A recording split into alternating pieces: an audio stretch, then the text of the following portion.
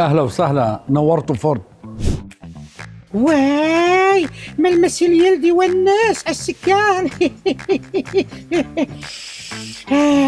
أحب ريحة السيارة الجديدة. هذه شنو مواصفاتها؟ هيدي فورد ايفرست، احلى اسعار بالسوق، إيه؟ فيها كل المواصفات إيه؟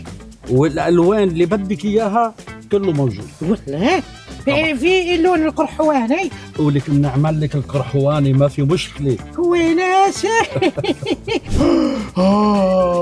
اهلا وسهلا حبيبي، صار لك ساعه بتبرم، في اخدمك بشيء؟ هذا سيارة، هذا اكو دبة. اكيد في دبه، اكيد.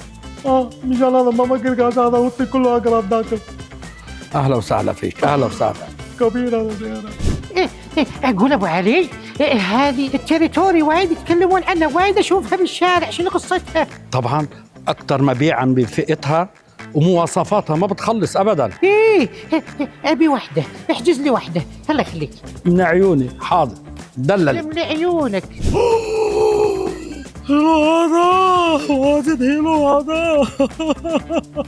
انا ابي هذا سيارة. ها؟ طمني، ان شاء الله عجبتك. هذا واجد سيارة. هذا يجي 8 نفر داخل. هذا 8 شو؟ هيدي 4 ركاب بتساع. هذا اكو ايرباك هذا. فيها 8 اير باكس. ايه استاذي قرقاشة، خبرينا شو اللي عجبك عنا بالمعرض؟ والله محتارة يا أبو علي، ما أدري شنو أختار، والألوان كلهم حلوين. ماني عارفة شنو أختار. تدري شلون؟ نعم.